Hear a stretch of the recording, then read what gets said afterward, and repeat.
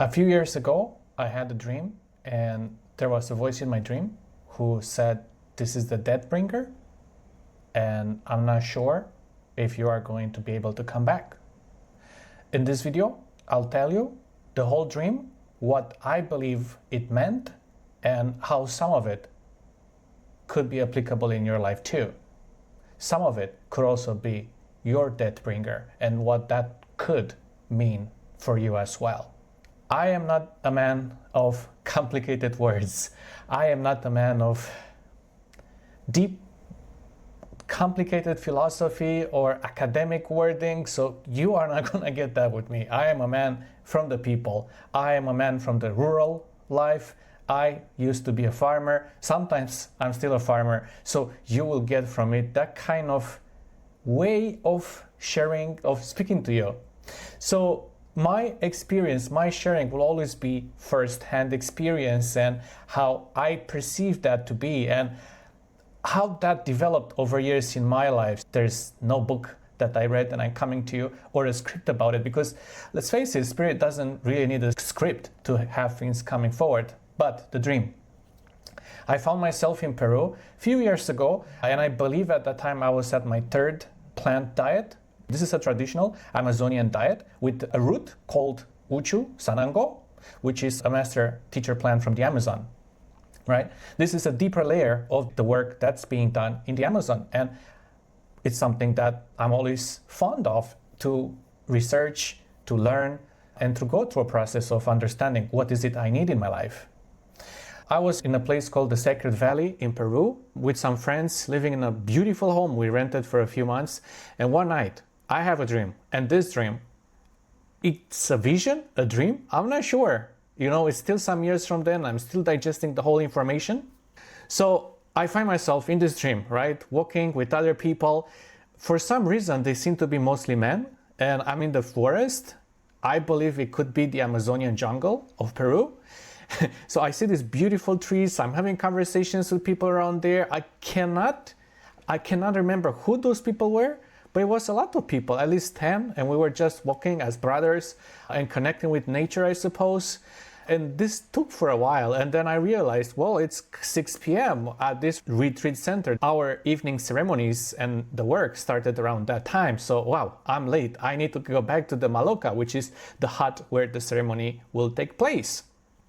So the thing is, I did not prepare myself, and I was afraid that I did not prepare myself because I did not know about it. Suddenly I'm just dropped into this jungle. But I want to do the work. I'm open to do the work. My heart is in the right place. So, okay, it's 6, let's all rush to the maloca. And I arrive in the maloca exactly as I know it, large, and there's like 30 or 40 men there.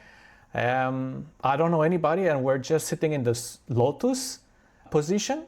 I'm not sure why, but we're there, and there's space between us, and we're like in synchrony together. It's beautiful, actually, you know, and it feels peaceful.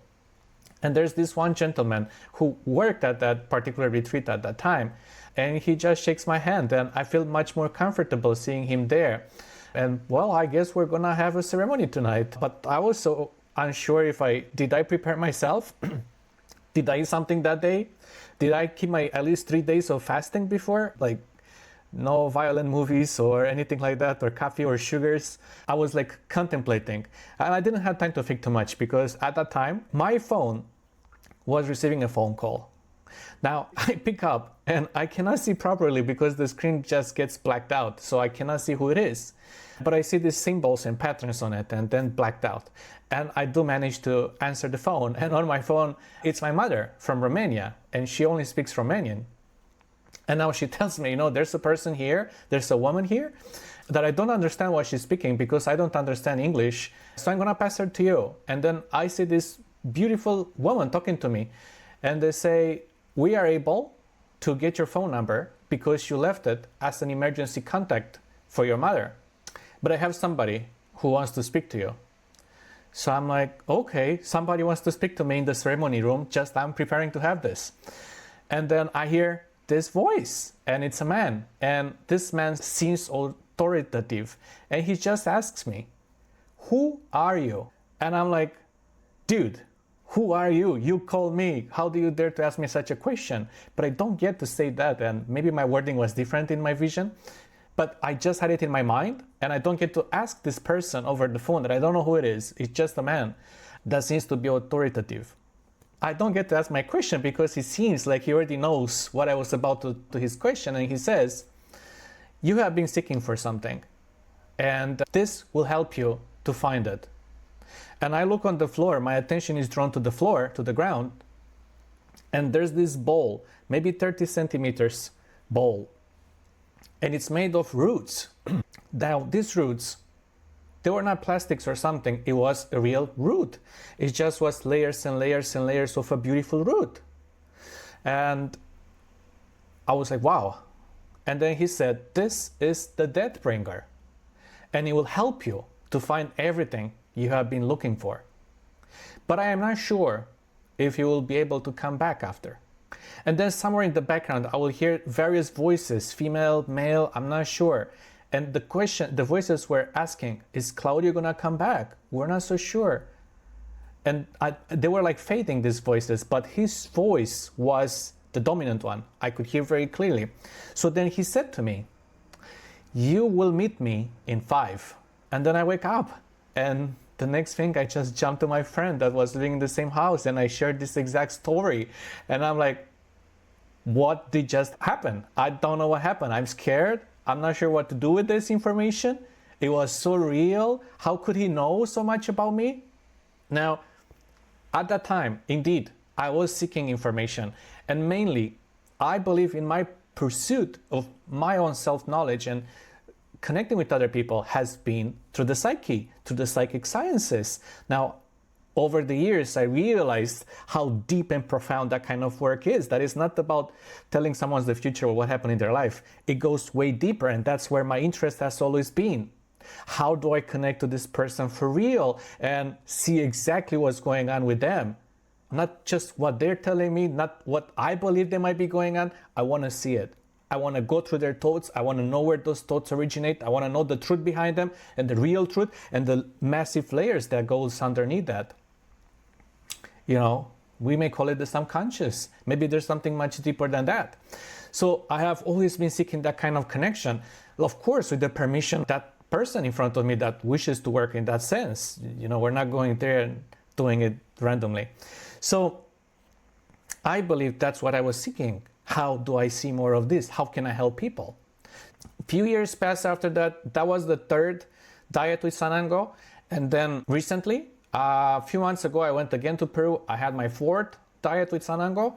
And it's been some years, maybe 2-3 years since that dream. And I kept sharing the dream to the maestro and his family that I work with. And they didn't tell me much information about it either, or who might it be. But they were open to hear my stories and my sharings. And maybe I'm supposed to find out the answer in time to that particular question and that vision. Years later, I realized one thing. I did have the 4th diet. Maybe something might happen on the 5th diet with Sanango, because you see, I believe that root, that circle, was the Sanango plant talking to me. The head medicine, this man, seems to be headmaster of this plant, which is called Sanango. So he will be in charge of it. Now, I believe the first lady who called me may have been ayahuasca herself or the spirit of that, because they work together beautifully. And then she referred me to this man, which is more authoritative.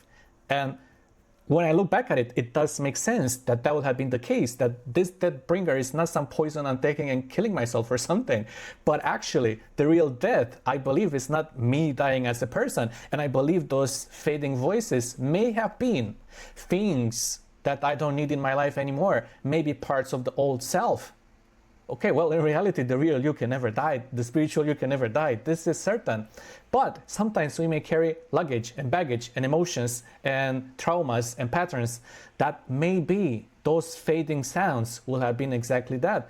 Does Claudiu come back to the old self? Does he let go of this baggage? Can he drop us? What is going to happen to us if he let us go? So maybe it had to do with my self-development and my own self-healing in this process. The biggest information I found, the whole work, remember, is the 4th session already, right? The 4th diet. So it happened over 3 years or something, 3, 4 years, maybe more, maybe longer. So the insight that I got from it, the work is slow, can be slow, but it's for sure, it's for certain. Now, looking at it, it took a while. Now we can call this a process of integration. So if it took me years to stay with the process, to trust that process, even though it was unclear, and I'm still honestly still exploring what will happen on the 5th session with Sanango, because maybe something will even make more sense than what I have today. And I think I'm going to a correct direction with this. Now, how does this relate to your life? Most people, they don't have time, they don't have years to work onto something, or maybe it doesn't need to be years, but most people don't have the patience to allow something to bloom, a tree to bloom, which takes time. Same with patterns, same with different processes, same with trauma. Trauma and all these processes, it takes time, it takes guidance, it takes support, it takes faith, it takes trust. So my invitation to you, what can be your death bringer? What is it in your life that you may consciously be aware of that's in a process of being transformed? Not die, but transformed to something healthier in your life. What are those patterns, those cycles that you believe have been keeping you stuck, that you believe have been dragging your energy down? Let me know if you want to share. If you want to share, drop them in the comment section. If not, just stay with this information that I just shared with you. Maybe it's a process, maybe you just have to trust whatever is going on there with your best intentions, just as I did, just as this one sharing did. And there will be more sharings on this. And if this resonates with you, consider subscribing, consider joining the community. And if you believe this has value, please share it with somebody who might need it. I know you know somebody.